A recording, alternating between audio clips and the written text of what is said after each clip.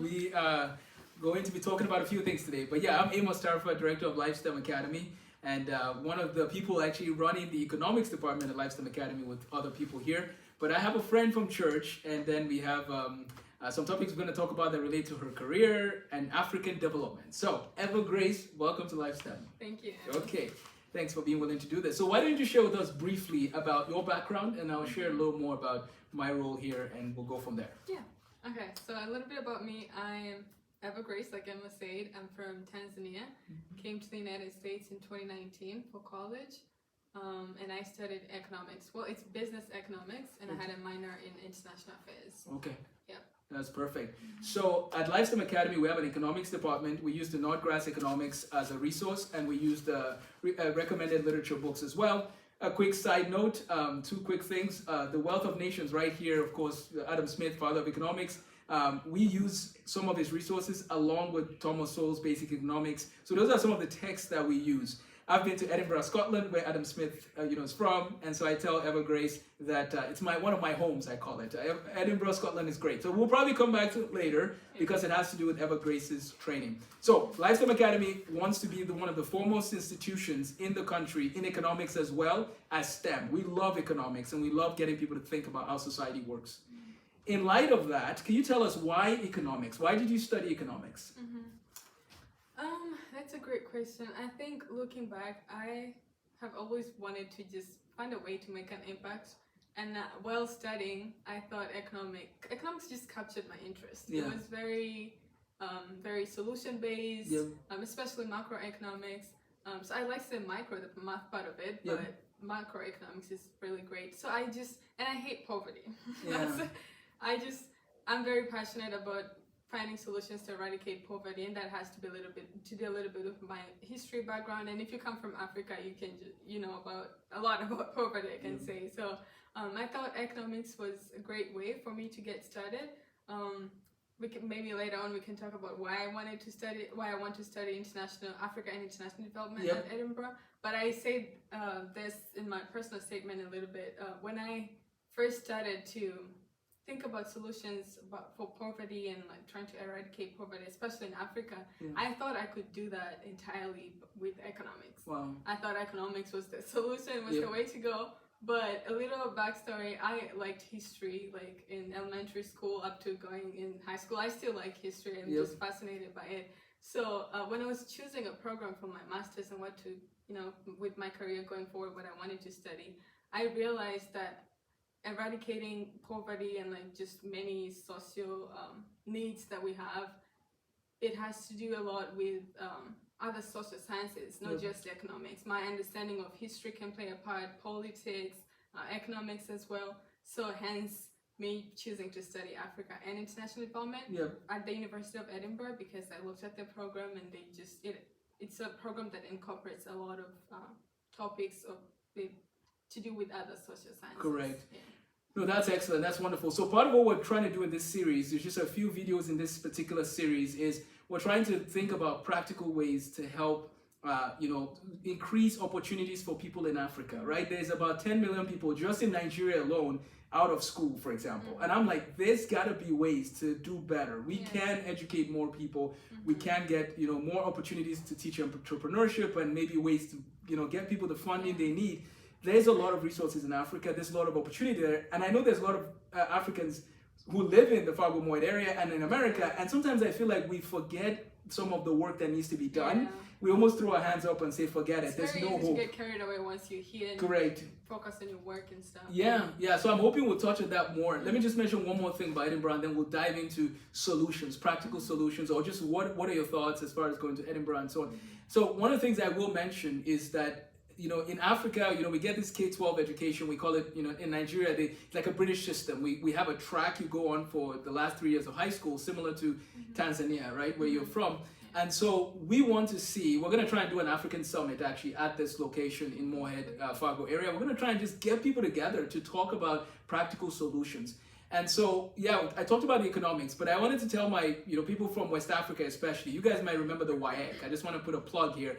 I ordered a lot of the books, actually. I have one of them right here called New General Mathematics.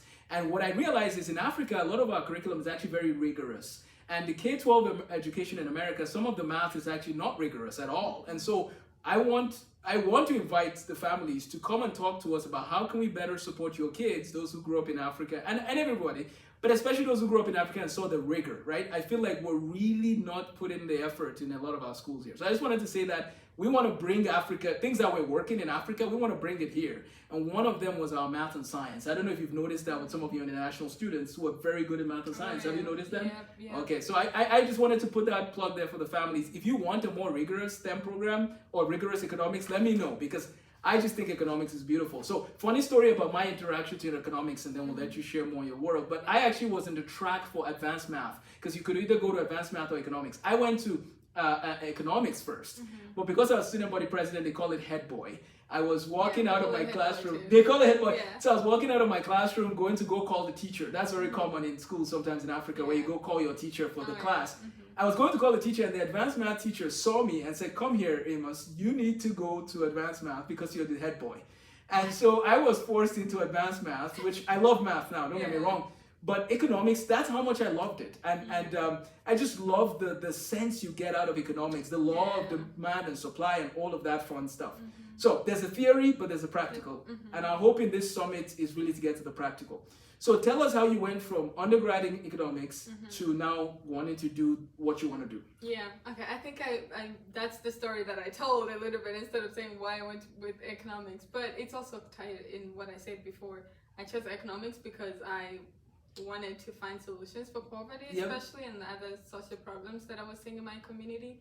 But like I mentioned before, I'm very passionate about Africa, African development. I want to see there is so many problems that I think especially we Africans that have gotten a chance to come to the United States and other countries outside of Africa. Once you're outside of Africa, I always say, I think it's almost like your mind opens to seeing Africa in a very different way, where you're able to just have a chance to analyze and like see the problems in a different light. I feel like. And so because of my passion about Africa, then I was looking for a program like, okay, I knew I wanted to continue with economics, and my economics professor was very encouraging. He was like, "Oh, you could go study PhD in economics," but I had to step back a little bit. I'm like, I like economics, but what am I gonna do with it after? I don't think I want to become a professor and teach economics. That would have been great, but I don't think that's really what I want. I want something that can be very practical and have me hands-on and trying to find solutions to problems that I see. And so I started doing my research, and after I realized there's something called economic development, that I could actually study economic development. And so I started doing my research, and then I found a program at the University of Edinburgh that's actually called Africa and International Development. And I was like, this looks like it's just catered for me. So I was like, this is the way to go. So that's how I got there. What do you know much about why? I mean, how did they get that program started? Who's there? Are there a lot of Africans in Edinburgh? What's up with that? So I don't know much about it, but from the brief research that I've done, they do have a lot of the African department, the African Studies department is very developed. They have, I know the first president of Tanzania went to University of Edinburgh, and they have a scholarship for that. So there is a lot of African intellectual presence, I would say, at the university, and so I think that's why they have such a program developed, because of just their relationship with Africa. No, that's really wonderful. That's amazing. And I think of people like Mary Slessor. I don't know if you know her, but she went to Nigeria. She helped with like there was this problem in southern Nigeria where twins would be almost thought of as a curse, and she helped to solve that. And it's amazing, some of the missionary stories I read from people who come from Scotland, which is amazing. But then Scotland, I also don't know if you know this, King James Bible, he was the king of Scotland. So there's a lot of history there, which is really amazing. But he was the king of Scotland and the king of England at the same time. That there was a reason, but that's another day's story. But I love the what you said about we come overseas, we see what's possible. And now it's like, how can we make that happen?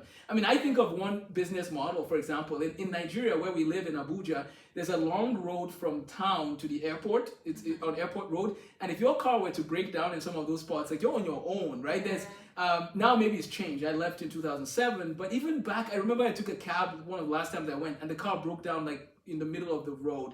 And I'm just thinking we need to build more like Valvolines, Jiffy Lubes. These are places where you get oil change express, and they have some of that in Nigeria, don't get me wrong. But what I'm saying is maybe that's an entrepreneurship model where we can help with this maintenance culture, you know? So I just started thinking of ways like, what can we do? Now, the economic conditions are different sometimes. The parameters are different. But we just got to keep thinking and partnering and collaborating. It's one of the ways I think. Would you say that's one of the solutions? Maybe, what are some ways we can get stuff done, you think, in Africa at this point? I would say first is trying to educate ourselves as much as possible. Africa is very broad. It has a lot of different problems, you know, and I think, and I've noticed this, especially coming to a Western country, like when people think of going back to help in Africa, you know, when you think of Africa, some people think of, you know, hunger and things like that. And so there is like almost a very general and way or opinion that people have that there is a certain specific way to help Africa. And I think that can be, we need to kind of put more time into researching things and like trying to learn ways that we can help. And I like that you brought up like teaching entrepreneurship, for example. Like there a lot of Africans are entrepreneurs. Like that's just very common. You'll see it everywhere. So like things like how do we educate people like that and like trying to push them and you know, and also the government has things to play a part, you know. But I think first what I'm trying to say is educating ourselves. Education, and, like, trying to find to really study what the problems are and like what ways, what solutions can we do.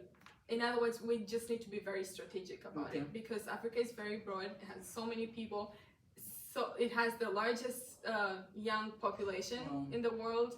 So that just tells you like we need to be very strategic and not just jump into throwing out solutions that yes can be good, but if we are more strategic and very educated and trying to find out like solutions, researching, putting in the work, I think that's the first way to go.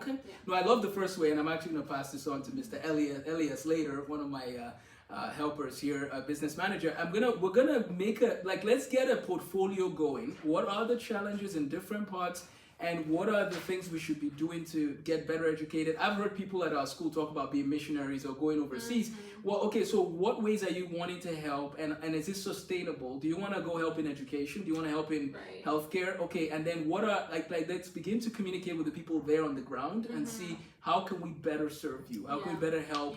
And we also want to, a lot of these people, you mentioned a lot of young people, they can help do the work. Let's see what we can do in providing resources. Now, the internet opens a new set of doors for the knowledge base. Sometimes it's the opportunity gap, and that's where I would love to keep up with your research at the University of Edinburgh just to see how we can use it practically. So, okay. Okay. Any other thoughts as far as what are you up to until you start? I'm just curious to what were you maybe thinking? What are some ideas you might be working on? And how could you maybe better help a new budding economics department over here? That's a great question because I really, that's what I've been thinking now. I don't think I have clear answers, but I just, there are so many things that are running through my mind when I think about that. And I don't know what my research is going to be when I get to Edinburgh, but I just know there are so many options that I have, and I'm excited to look forward to that. I'm going home in Tanzania in a few days before I go to the University of Edinburgh, so I'm also looking forward to that, to kind of see what changes have been made, what developments are there. That's going to help me when I'm trying to look for other solutions and problems, just the whole research thing going on. So I'm still trying to figure out what's next. No problem. We're going to definitely be calling, at least through Zoom, if you don't mind, and just kind of picking your brain. Definitely. But Mr. Economics Department is going to have several branches, and we're going to have an African Development Division. I'm looking forward to doing that part of things. So, any final thoughts, comments before you land the plane for now? I thought we'll at least get the conversation going, and we can talk more on any other aspect. But any other thoughts as far as your passion for economics, any word of encouragement to middle school, high schoolers who are still trying to figure out their direction in life? What would be your thoughts? Well, I think I should start by talking about that program because I was looking at it earlier. And the non-grad program?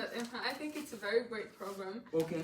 For anyone that's studying to just wants to know about economics. I'm also still learning about it. I don't know much about economics, but I love it, and I think that's a great way to start to like just learn what economics is all about. And so for kids that are gonna come to Lifestem Academy or just to anyone else, I think you are in good hands.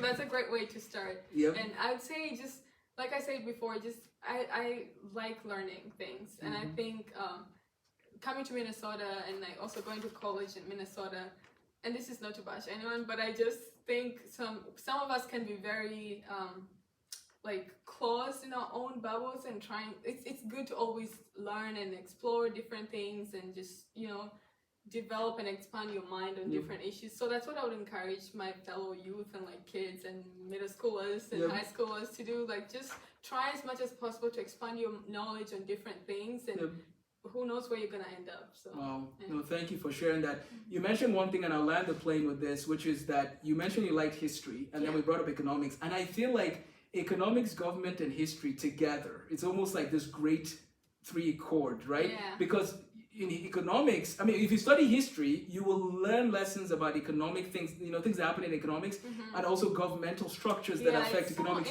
They're all kind of intertwined. So I really believe that people who are doing US history at Lifestem should really just do economics and government together. Like just do it all and learn it well, right? So 1920, 1930, there was a Great Depression. Well, that's history. But that's economics, and there's some governmental involvement to solve the problem. So history, government, economics should really just be one. Yeah, I think I mentioned that before too. That's one of the things that I liked about the program at the University of Edinburgh, or like just studying international development as a discipline itself. It's like it's a combination of different social sciences.